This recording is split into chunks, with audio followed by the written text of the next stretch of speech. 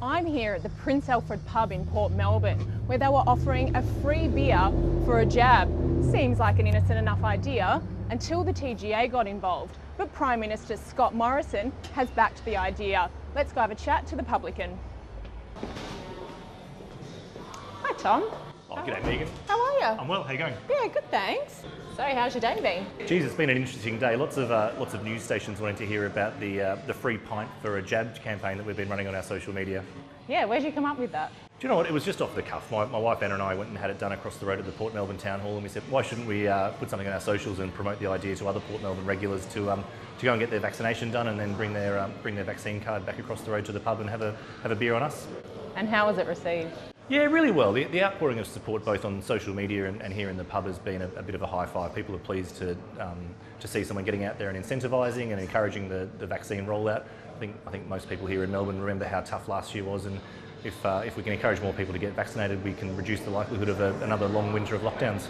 And is that why you offered it? Simply more people vaccinated, less lockdowns? That's it, and it's a bit of self-interest for us. We're a small business operator. We probably couldn't afford to have another year like last year. So if the vaccine take-up rate is higher and we're less likely to see a lockdown, then we don't have to close our doors, and we can keep having people in the pub for a beer and a bite to eat and see some live music, and it keeps our team employed, which is really important to us, and keeps us connected to our local community in Port Melbourne. And everyone loves a free beer, right? Who doesn't love a free beer? Absolutely, yeah.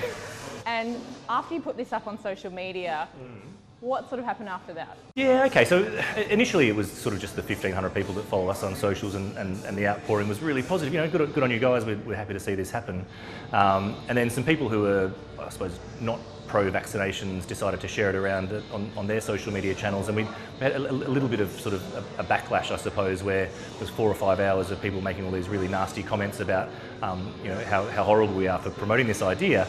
And then something happened overnight on Tuesday where we woke up Wednesday morning and all the negative comments had been overwhelmed by a flood of people. Probably the majority mainstream view is, you know, that this is a good thing and leave this pub alone. And then before we know it, we've got TV stations ringing up and wanting to talk to us about it. And how did the TGA react? They were nice enough. I get the impression that they were responding to a complaint from somebody about the offer. You know, they just pointed us in the direction of a section of their website that talks about how we can and can't promote the vaccine rollout, and there's a line in there that says you can't promote using alcohol, tobacco, or other drugs. So we'll have to rethink our offer for the next time that pop up vaccine clinics across the road at the Port Melbourne Town Hall. This is obviously, you know, a bit of a fun scheme. It wasn't intended to promote anything like that. So it was totally well intentioned. As I said, we thought we were only talking to 1,500 people, and we thought let's say 1 in 10 of them had gone and got their vaccination done and come back across the road, it would have been 150 pints of beer, and it's a much smaller cost to us than another 3 months of lockdown. So we really were just talking to the people in our local community, but as I said, the whole thing sort of blew up and captured a bit of attention after that. And Scott Morrison was even asked about it.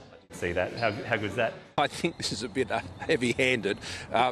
Greg Hunt, the Health Minister, and I, when we saw this last night, he had a chat to the TGA, and I particularly want to commend Greg Hunt for the great job he's done getting these Pfizer doses in. He has been relentless in this task. But on this task as well, I mean, the TGA are just doing their job. Those rules are there for important reasons, so drug companies can't offer drugs and cigarettes to people to buy their prescription drugs. So it's a sensible rule, but in these circumstances, the national interest is to get vaccinated.